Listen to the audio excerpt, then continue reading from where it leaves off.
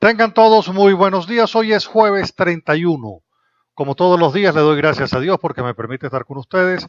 A ustedes gracias siempre por la sintonía y el apoyo que le dan al programa, de verdad que sí. Una bendición temprana, Dios los bendiga a todos y con la bendición comenzamos el programa el día de hoy. Bueno, estamos desde ayer recibiendo información de reuniones que se vienen produciendo a instancias de el expresidente Zapatero nuevamente en Venezuela. Ya hay confirmación de reuniones que se han sostenido por parte de Zapatero con Leopoldo López, otros líderes de la Mesa de la Unidad Democrática, el caso de Timoteo Zambrano y Julio Borges. Estamos entonces hablando de que el gobierno y la oposición han reanudado, la oposición MUT, para ser concretos, han reanudado entonces conversaciones. Han reanudado conversaciones, han reanudado diálogos.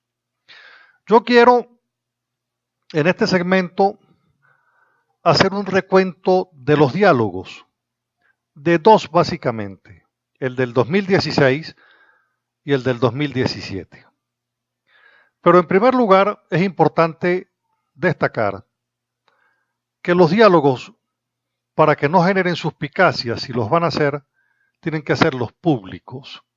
Y de esa manera no se generan las suspicacias que de ordinario surgen como consecuencia de lo poco transparente en la opinión pública sobre lo que se está haciendo.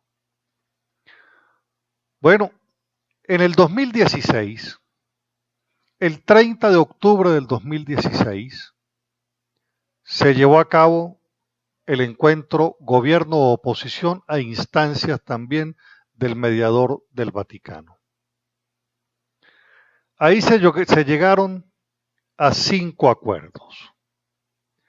5 acuerdos, vale decir, en el 2016 gobierno y oposición hicieron un acuerdo.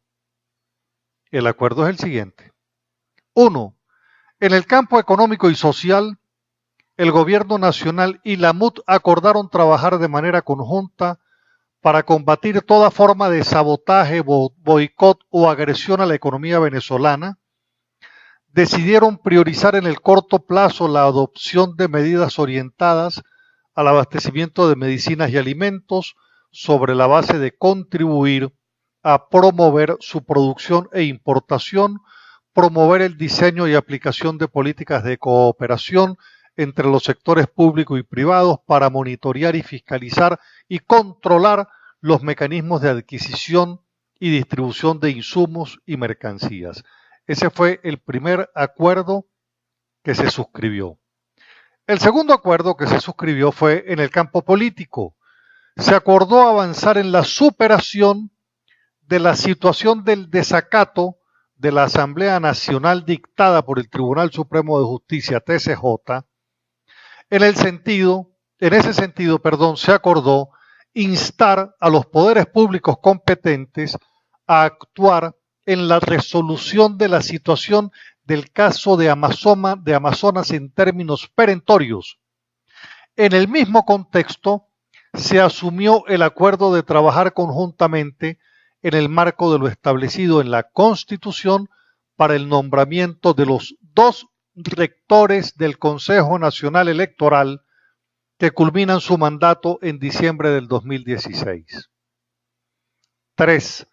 En el marco de la soberanía nacional y el resguardo de la integridad territorial, acordamos nuestra posición unánime en defensa de los derechos legítimos inalienables de Venezuela sobre la Guayana Esequiba y en defensa del Acuerdo de Ginebra de 1996. Cuarto acuerdo, se adoptó una declaración conjunta, convivir en paz. Quinto, reforzar institucionalmente el diálogo. Se decidió incorporar a la mesa a un gobernador por cada una de las partes, invitar a los representantes de los distintos segmentos de la sociedad para darle continuidad al proceso que sería coordinada por Rodríguez Zapatero, Jorge Rodríguez, Luis Aquiles Moreno por la Mesa de la Unidad y otro que iba a nombrar la MUT. Después entonces nosotros tenemos que en esos acuerdos, ¿verdad? También se establecieron mesas de trabajo. Mesas de trabajo. Adoptar la propuesta sobre ejes temáticos, metodológicos y un cronograma de diálogo se aprobó en ese tiempo. De la siguiente manera: el compromiso conjunto para el mantenimiento de la paz y el entendimiento de los venezolanos. 2. La revisión de la situación de personas privadas de la libertad. 3. El caso de los diputados de Amazonas. 4. El cronograma electoral respecto a los procesos electorales previstos en la Constitución. 5. Funcionamiento y autonomía de los poderes públicos respecto a sus competencias constitucionales. 6. Compromiso conjunto para mejorar las condiciones de abastecimiento de alimentos y medicinas. 7. Compromiso conjunto para mejorar la condición de abastecimiento de alimentos y medicinas. 7. Alternativas que conlleven a la solución conjunta de los órganos del Estado para atender los temas económicos urgentes. 8. Formular votos porque los problemas del país se resuelvan en el marco de la soberanía. 30 de octubre del 2016, la marcha iba para Miraflores, se suspendió y este fue el resultado del diálogo. En el 2016, la sociedad estaba en la calle exigiendo el cumplimiento del referendo revocatorio. En este acuerdo, papeles, lo que le estoy leyendo son papeles del acuerdo, no se mencionó jamás el tema del referendo revocatorio y debo señalar que efectivamente el referendo revocatorio, todos sabemos, no se hizo, la calle se enfrió y este fue el acuerdo que surge como consecuencia del enfriamiento de la calle. Después nos encontramos que había una fecha constitucional, elecciones de gobernadores, que fue arbitrariamente pospuesta también por el Consejo Nacional Electoral y de esa manera podemos decir se fue trastocando absolutamente todo. En el 2017 se da un nuevo diálogo. El nuevo diálogo se da de cara a lo que el 28 de julio, como la gran toma de Caracas, era lo que estaba convocado. El propósito: una inmensa toma de Caracas y del país, entre otras razones para evitar el perfeccionamiento electoral del fraude, valga la redundancia, electoral de la constituyente. Bueno, ¿qué sucedió? No se dio la ruta a Miraflores, no se da la ruta a Miraflores y aparece por parte de José Luis Rodríguez Zapatero el siguiente informe a los venezolanos. Dice Zapatero, y estos son papeles que presentó Zapatero, que se hicieron conversaciones por separado gobierno y oposición y quedaron por definir cosas como la fijación de un cronograma electoral con fechas precisas para elecciones de alcaldías y presidenciales. Este papel de Zapatero no habla de elecciones de gobernadores, fíjese. Habla de alcaldías y presidenciales. Otro punto: avanzar de manera urgente en la Comisión de la Verdad para tomar medidas amplias e inmediatas sobre la liberación de presos. 3. Acordar asimismo procedimiento urgente para poner fin al desacato de la Asamblea Nacional. Después encontramos fijar reglas y garantías para que la Asamblea Constituyente se comprometa de forma inequívoca con el respeto a los principios de la República, a los poderes constitucionales, al sufragio universal como fuente exclusiva de legitimación del poder y último, asumir el compromiso de compartir la aprobación inmediata de medidas económicas y sociales. Bueno, esto se conversó con Leopoldo López, con los dirigentes de oposición, el mismo formato. No se dio el plantón nacional, se enfrió la calle, se dio la constituyente, por cierto, la constituyente estableció la Comisión de la Verdad, no para liberar presos, la Comisión de la Verdad se constituyó, no como decía el acuerdo, se constituyó para hacerle juicio a los que convocaron, ¿verdad?, las marchas a la calle en la protesta.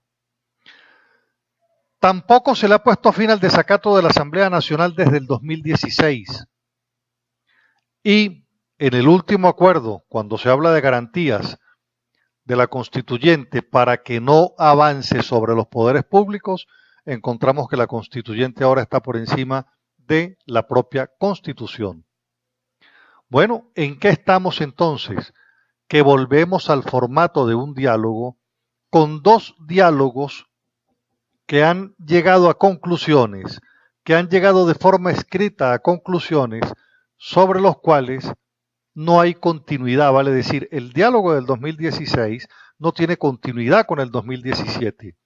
Y de esa manera, si se vuelve a abrir un diálogo, pues será con un nuevo formato, porque ya el del 2016 no lo recogieron en el 2017, y yo me pregunto qué irán a dialogar hoy si el punto de fuerza de la oposición, que es la movilización de la sociedad, está congelada.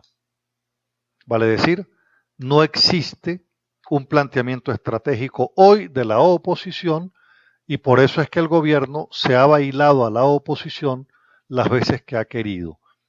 Ha llegado a acuerdos que el gobierno no cumple, pero que la oposición tampoco ha exigido su cumplimiento.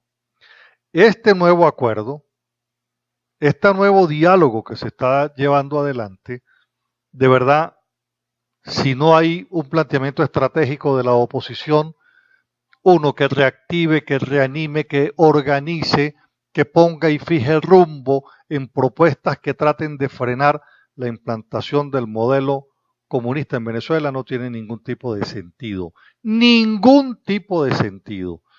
Muy por el contrario, uno aprecia que la comunidad internacional está trabajando sola en contra de el autoritarismo que se impuso en Venezuela, con los recursos que la comunidad internacional tiene. Pero en Venezuela la lucha de momento se paró. ¿Por qué es importante tener claro los temas de la unidad y la visión de lo que hay que plantear en un momento determinado si existe diálogo de verdad? Fíjese, por ejemplo, que Manuel Rosales, el líder máximo de Nuevo Tiempo, aseguró que entre el Partido Socialista Unido de Venezuela y la Mesa de la Unidad Democrática existía un acuerdo antes de celebrarse la elección de la Asamblea Nacional Constituyente. Señaló que 2 días antes de esa elección, catalogado por demás por la oposición como fraudulenta, solamente 2 personajes de la MUD se negaron a tal acuerdo y echaron para atrás todo el trabajo, dice Manuel Rosales, abro comillas, que veníamos haciendo junto al gobierno para conseguir una solución pacífica a la grave crisis que vive el país.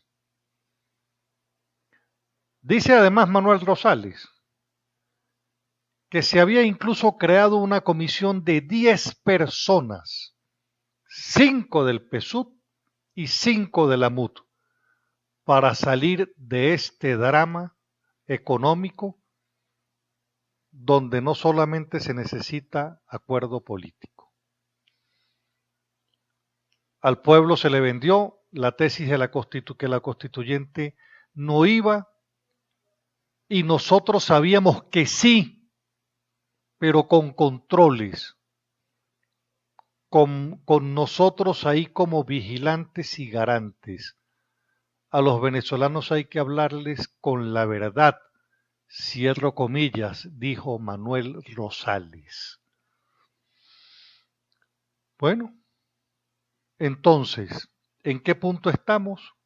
Fíjese, si solamente 2 personas no estuvieron de acuerdo con el acuerdo que ya previamente existía, y si ahora, pues da la impresión que sobre el tema, por ejemplo, de las regionales no había un acuerdo, sino que el acuerdo lo lograron en el camino, pues es obvio que no hay unidad.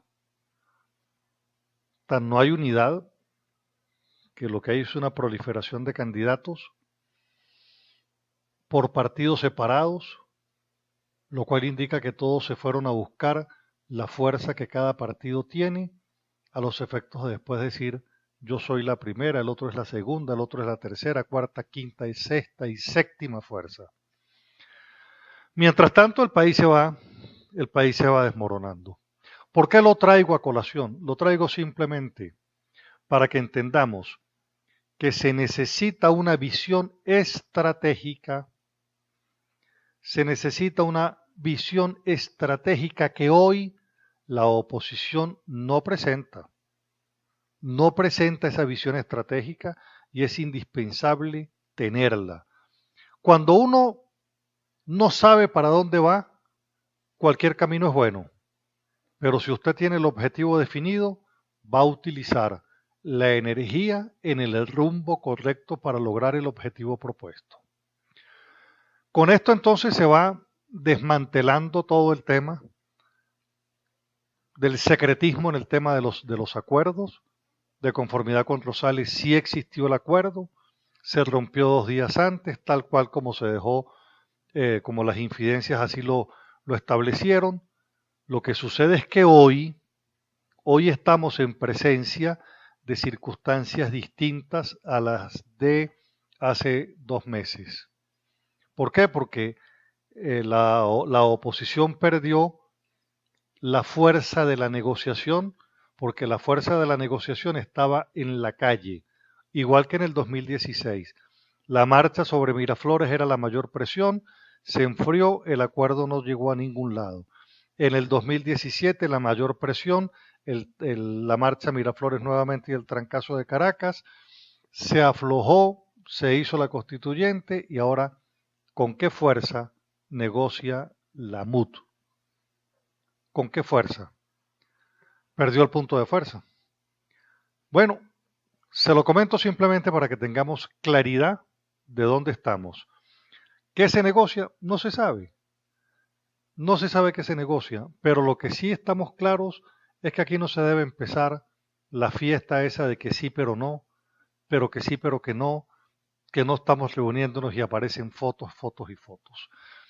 Bueno, se lo dejo ahí para cada quien haga su propio comentario de las circunstancias. Lo que sí es cierto es que la comunidad internacional tiene definido quién es el adversario, cómo se califica su adversario y cuáles son las herramientas para tratar de buscar una transición diplomática en razón a que en Venezuela se están violando los derechos humanos en un informe gravísimo que se hace cursar por vía de la Comisión Interamericana de Derechos Humanos en Naciones Unidas. En cadena nacional ayer, Maduro también hizo algunos anuncios en particular, indicando que la Asamblea Nacional Constituyente, que la comunidad internacional no acepta, la declara ilegítima igual que los venezolanos, ha dicho que está por tomar decisiones esa Asamblea Nacional Constituyente. Es importante destacar, como dice el constitucionalista Julio César Fernández Toro, él dice, la Asamblea Nacional se arroga un poder que el pueblo no le ha dado, pero adicionalmente, esta constituyente la encarna el propio Maduro, vale decir, Luis Fuenmayor Toro dice, la constituyente la encarna Maduro. ¿Por qué? Bueno, porque usted no escucha planteamientos distintos a lo que Maduro va diciendo y la Asamblea Nacional va haciendo. Pero cuando uno encuentra, por ejemplo, declaraciones como la de los dirigentes del Partido Comunista, entonces uno tiene que detenerse un momento, porque estos comunistas, a diferencia de el resto de los militantes del PSUV, estos sí tienen claro para dónde van, porque ellos son comunistas y a ellos les interesa pues que se implante el modelo comunista porque ellos son comunistas. A diferencia del chavista, que el chavista cree que está en una revolución democrática y no sabe que va para el comunismo, y el chavista que está sentado en esa asamblea constituyente no sabe lo que va a ir aprobando cada vez que lo ponen a aplaudir.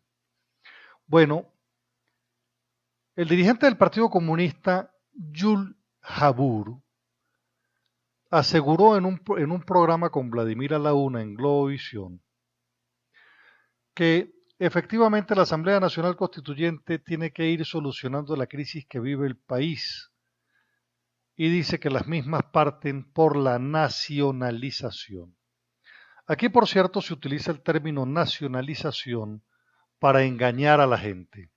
Aquí el término correcto es la estatización, porque yo nacionalizo si el sector que pretendo nacionalizar está manejado por extranjeros, pero si está manejado por venezolanos, ¿cómo voy a nacionalizar lo que es de los venezolanos? Pues simplemente o se lo expropio o se lo confisco. De esa manera está planteando, abro comillas, el gobierno tiene que nacionalizar la banca, vale decir, el gobierno tiene que estatizar la banca. Además, la justificación dice, pedimos a la constituyente que se investigue el corralito que le están aplicando al pueblo, porque tenemos denuncias que responsabilizan al sector bancario.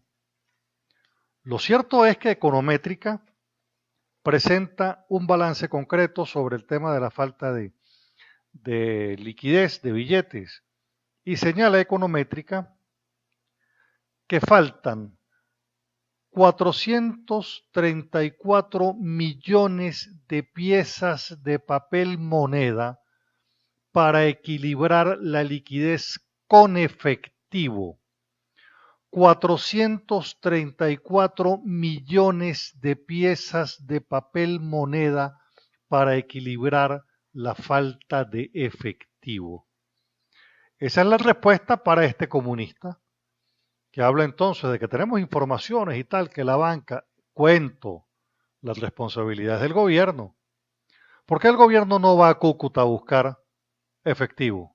¿Por qué no hace un dispositivo económico para traerse el efectivo que está en Cúcuta? Porque los colombianos no lo van a traer, por un lado, porque la frontera está cerrada. ¿Y cómo haces transacciones para perder si el dinero que está en Colombia no vale nada frente al peso? Y continúo en la declaración de este comunista. Y dice, abro comillas, uno de los problemas que uno de los problemas que nos está pasando es haber dejado en manos de los privados el tema de la banca y la distribución de alimentos. Ambos tienen que ser nacionalizados y debo insistir, ambos deben ser estatizados en el concepto de lo que ellos pretenden manejar. Y sigue con la declaración, no puede ser que el gobierno importe los alimentos y se lo deje a las grandes cadenas sin ningún tipo de control. me detengo, es todo lo contrario. Todo lo que ingresa por cuenta del gobierno es distribuido por el gobierno.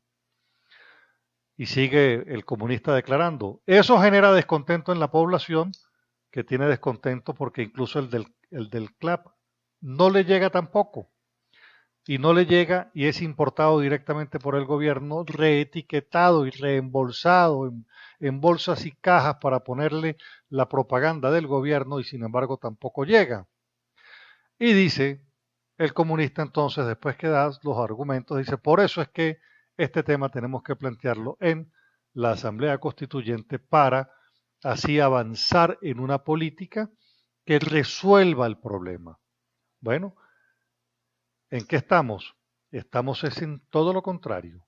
La propuesta que está haciendo es la propuesta que perfectamente al comunista le interesa. La estatización completa, se elimina la actividad privada.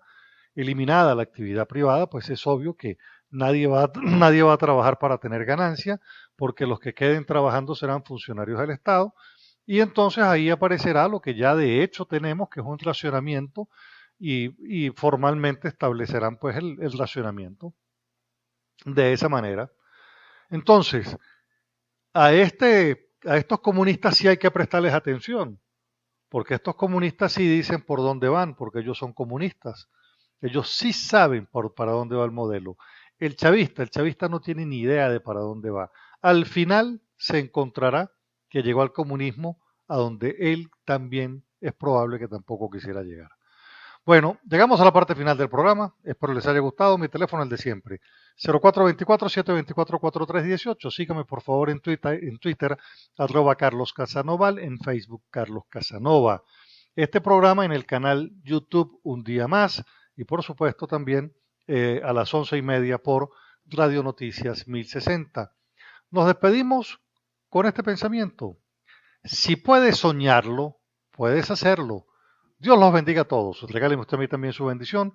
Nos encontramos mañana con el inmenso favor de Dios. Que tengan un excelente día. Gracias.